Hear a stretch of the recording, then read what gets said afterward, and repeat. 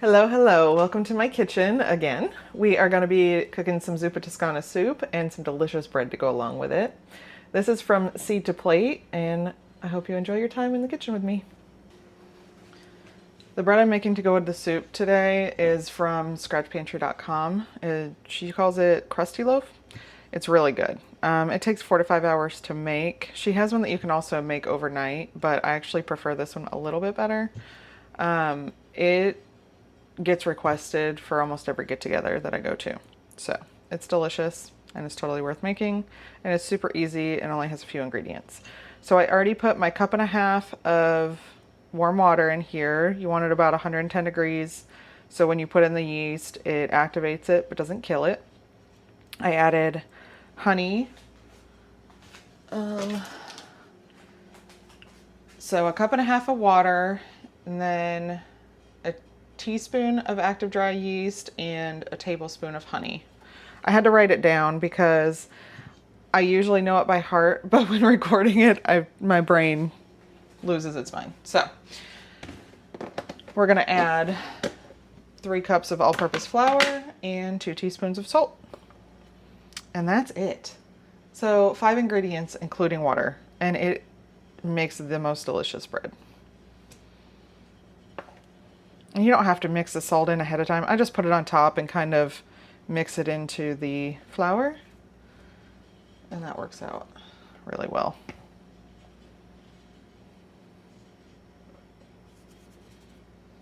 All right, there's your 3 cups.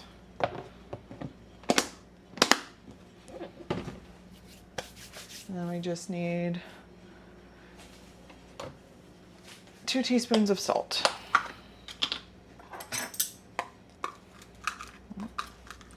I have to get my other salt out. 1. All right, we need another 1/2 teaspoon.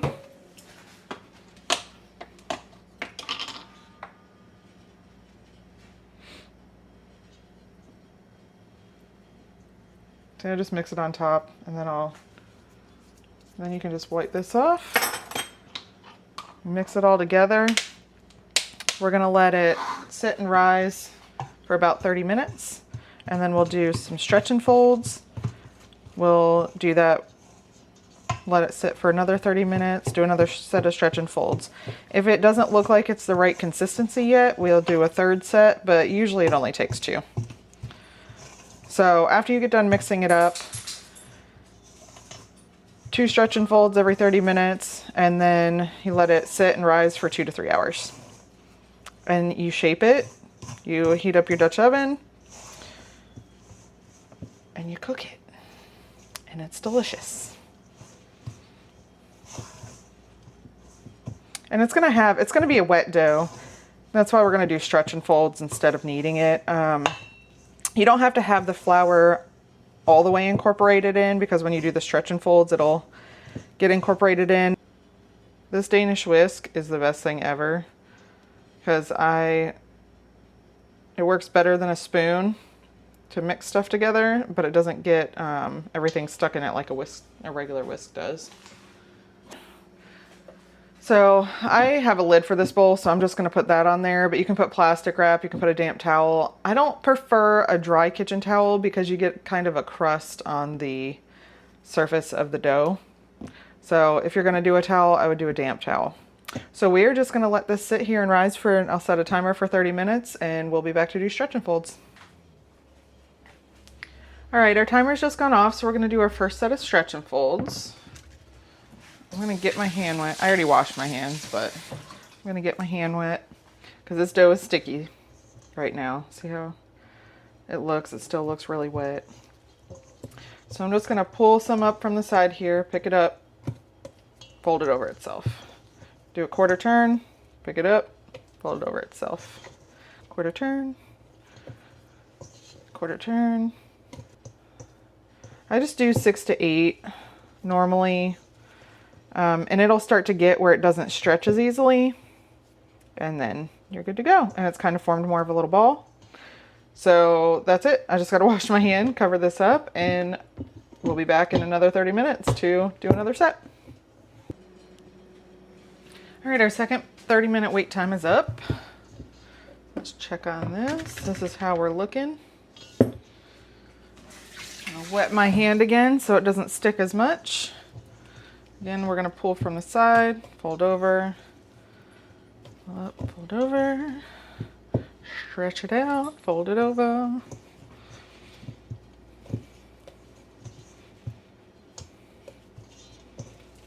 And I think this is sticking together pretty well. I don't think we need to do this again. If it still seems pretty wet and like it's not, I mean, it's going to be wet, but if it seems like it's like not forming a ball at all, then you want to do it a third time. But I think this looks good. So now we wait 2 to 3 hours for it to double in size, and then we can heat up our Dutch oven and get to baking it. First, I have some sweet Italian pork. This actually calls for hot Italian sausage, but I don't have any. So we're just gonna add some red chili flakes. Let's get our apron on because the sausage is gonna make a little bit of a mess. And making the soup might also.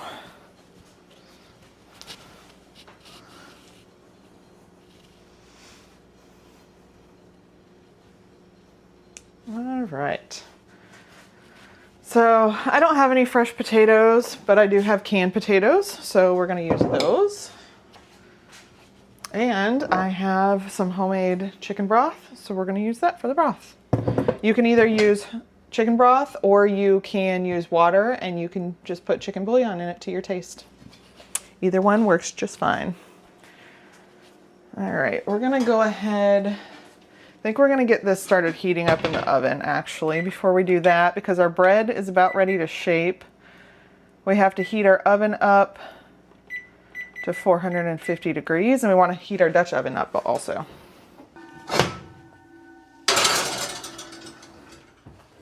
Okay, let's get a pan on the stove for the sausage.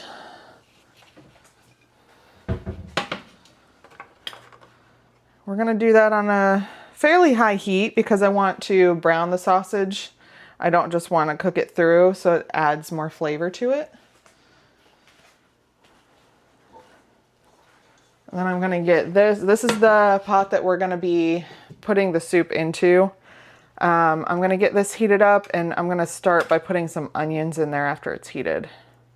I pretty much add onions to everything. I pre-chop them and put them in the freezer, so I don't actually have to do any cutting anything up. Okay.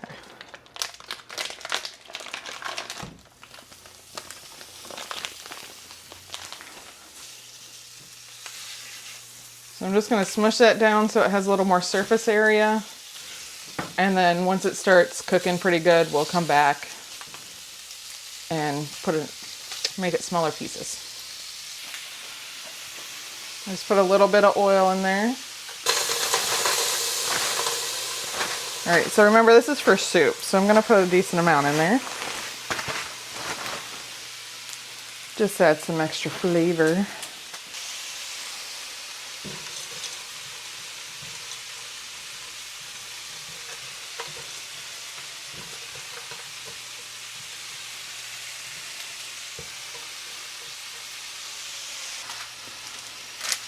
All right, while those are going, I'll move this out of the way. We're gonna get our bread shaped. Again, I'm gonna wet my hand just to get the dough out, and then I'll use flour. Oh, this is still really sticky. Let's see what kind of drop we can get. Come on.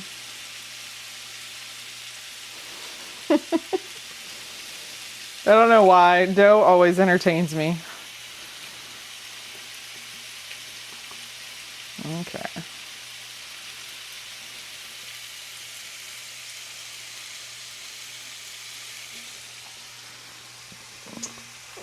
Come on.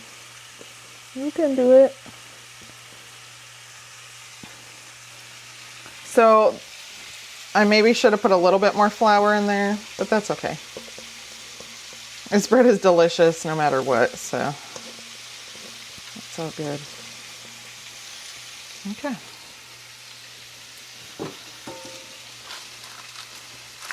Oh no.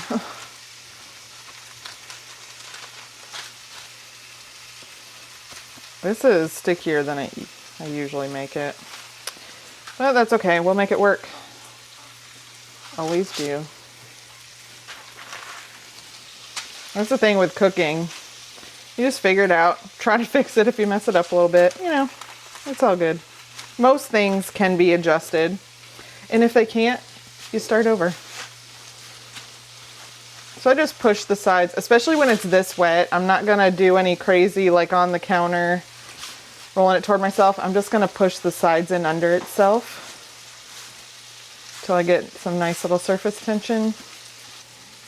Okay. That's going to have to be good enough, I think.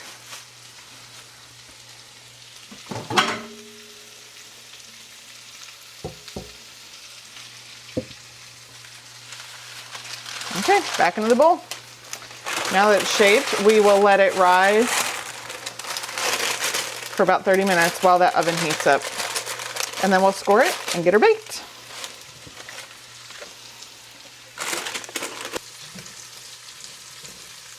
All right, these onions are pretty translucent. So we're gonna put a puck of garlic in here. I take a big bag of already peeled garlic from Costco or Aldi. Aldi doesn't have the big ones, Costco does. But when Costco has the big ones, I take the whole peeled garlic, put it in the food processor, and then turn it into these pucks and freeze it. Because peeling and chopping garlic is not my favorite thing. So I love to have it prepared already. I kind of do the same thing with the onions. I mean, I just don't turn them into pucks, but I like to chop a bunch up at once and freeze them because then I only dirty my cutting board and my knife and all that stuff one time, and it's ready for me when I cook, and it doesn't take me as long to cook dinners. You see that browning right there? That's going to create so much good flavor in our soup.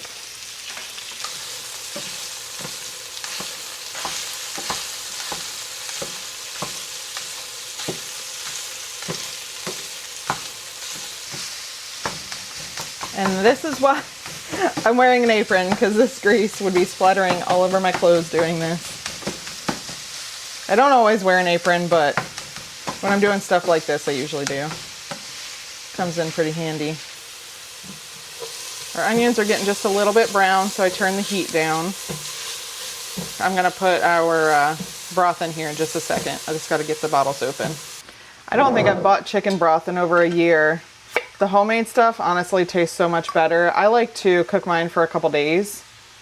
You don't have to do that. You can just do a few hours if you want. It just won't have as much flavor. I like mine to have a ton of flavor. I like to drink it sometimes too. I'm trying to get off of coffee, so I've substituted that with tea and chicken broth. So we're gonna get this dumped into our onions and garlic, because onions and garlic make everything better, especially soup.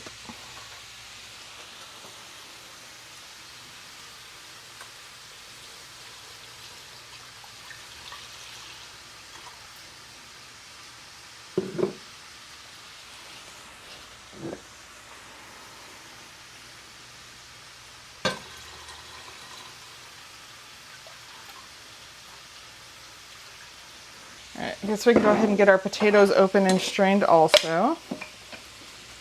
I love this. I can open it. I finally figured out how to open the jars with a knife. It took some practice though. I was just opening it with a regular bottle opener, but this can opener is the best. I love it. I think we're gonna take this off the heat. I don't want it to be overcooked. If it cools down, it'll heat back up in the broth. It'll be okay. I guess I am going to put away some dishes while this cooks or heats up. And then all we have to do, once that's heated up, all we have to do is add the potatoes, add the pork, and the kale. Normally, my potato, I wouldn't use canned potatoes. I normally have fresh potatoes, but I just don't today. So normally I would chop those up. I leave the skins on. You'd add the sausage, then you'd cook the potatoes, and then turn off the heat and add the kale. All right, I'm gonna get some dishes put away.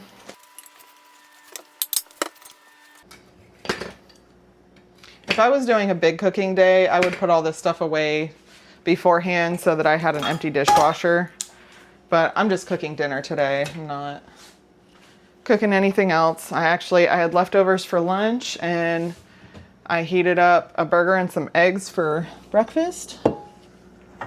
So all I've cooked today is eggs, which is lovely. I love cooking and I love being in the kitchen, but I don't want to cook 3 meals every day. I work full time, so it's really not feasible. I would literally be in the kitchen or at work all the time if I cooked 3 meals a day. I do work from home, which is handy and does help. It really does, because I can start something before I get done working. I can prep a couple things when I'm on break.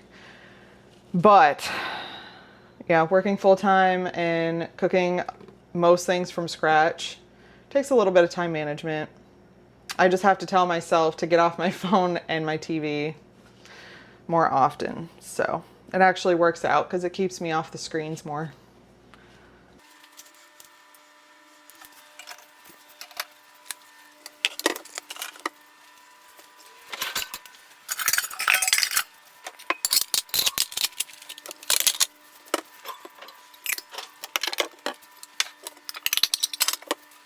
All right, we're boiling, so I'm gonna go ahead and get the sausage. I'm actually gonna taste the sausage first.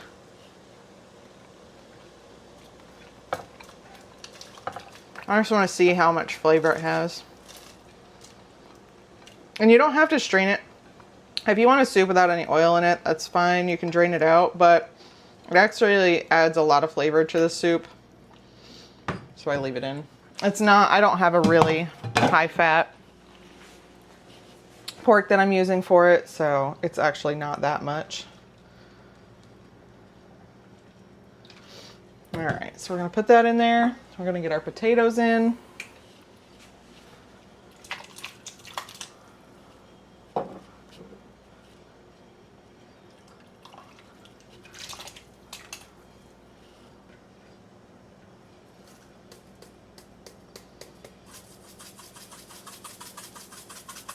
I'm not gonna put a ton in to start. I think that's gonna be good. And then I'll taste it in a little bit and see if that's enough heat or not.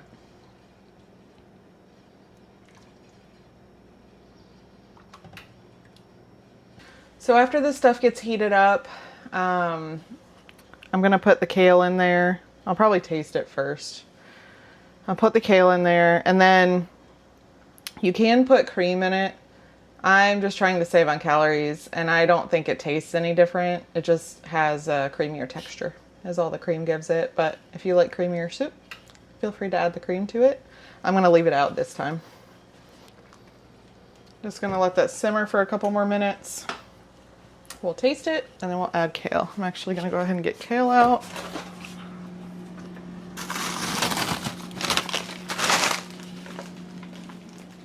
So this comes in handy for soup situations, because if I make chicken soup, any soup that's not super thick, I pretty much add kale to, just for extra nutrition. I don't love kale salads and stuff like that, but I do like it in soups because of the heat and stuff. It wilts it pretty good. So I'm going to taste this broth, see how we're doing there.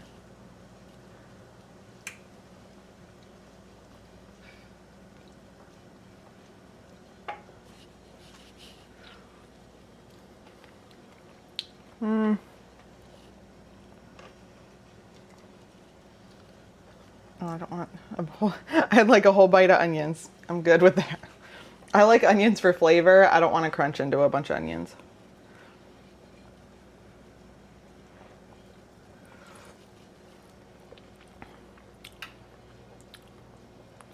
I think I'm gonna add more red pepper flakes.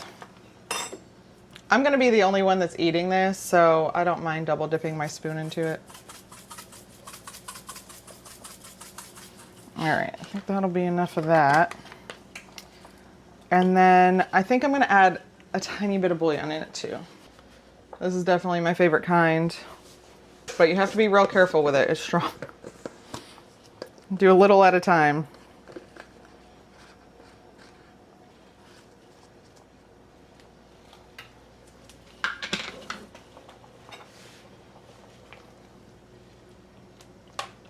Because it's pretty salty, so it'll get real salty real quick sometimes.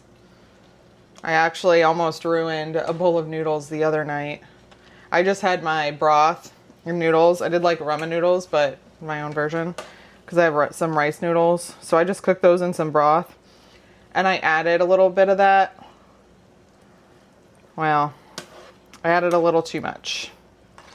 It was edible, but I couldn't drink the broth after. I could just eat the noodles. I love this soup because it tastes good and it's super easy to make. It's probably one of the easiest. I mean, really, you don't have to put the onions or the garlic in it. I just add that myself. The recipes, none of the recipes I've seen, I don't think, have called for it. Not the one I used to use anyway. Now I just make it up myself. I've made it so many times. But you have to, you know, cook the meat, prep the potatoes, and maybe chop up some kale. And then you just dump it all in the pan. It is super simple. So I'm gonna go ahead, I'm just gonna turn this off. Add some kale in there.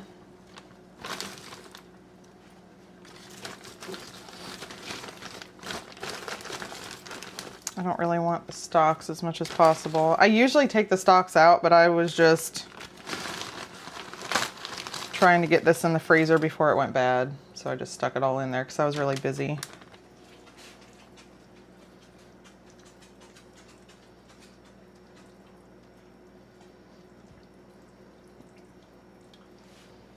The kale makes this look a little prettier. One stalk made it in. I think we're going to take that out.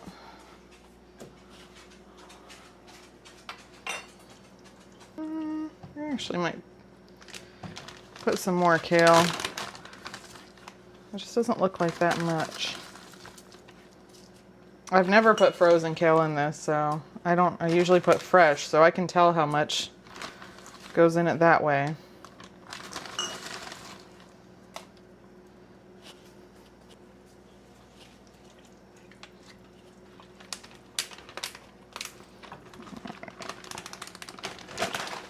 Put this back in the freezer.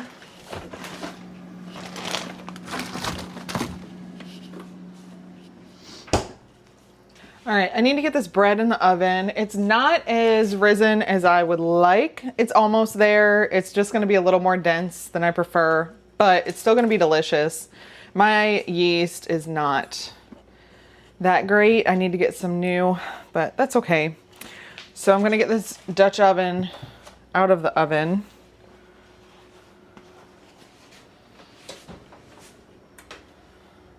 It's super hot in there.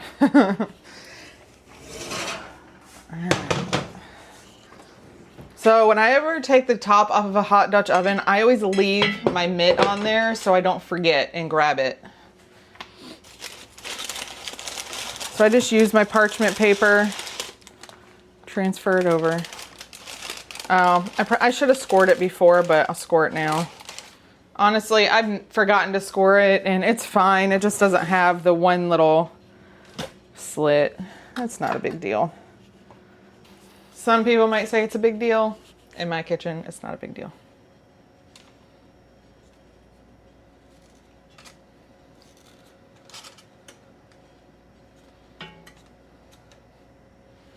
All right.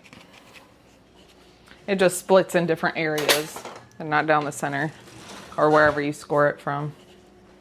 All right, so we're gonna put the lid back on here. Get this in the oven for 30 minutes. Then we'll take the lid off and put it back in for 5 to 10 minutes, depending on how dark you like it. I tend to go for about 5 minutes because I don't like it super dark, but I do like a nice golden brown color. So we'll do 30 minutes. And we'll be back when it's done. All right, guys, the bread's all done. It is still very hot. It's only been cooling for about 5 minutes. I know that it's supposed to cool all the way, but I don't care because I like warm bread and I really want bread with my soup, and it's getting late and I'm hungry. So we're gonna go ahead and cut into this bad boy. I love the end piece with the crispy when it's fresh. It's so good.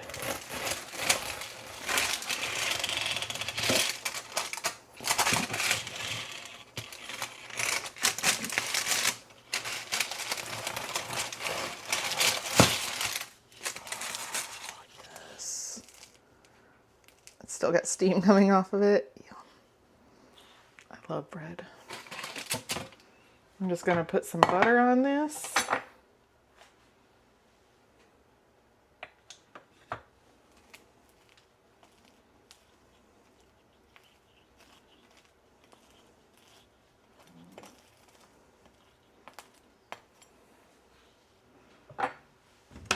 Plate.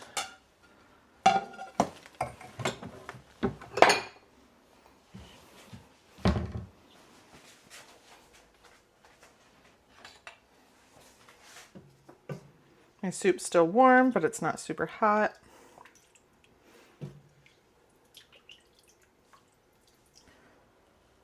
And there we have it, our Zuppa Toscana soup and our bread.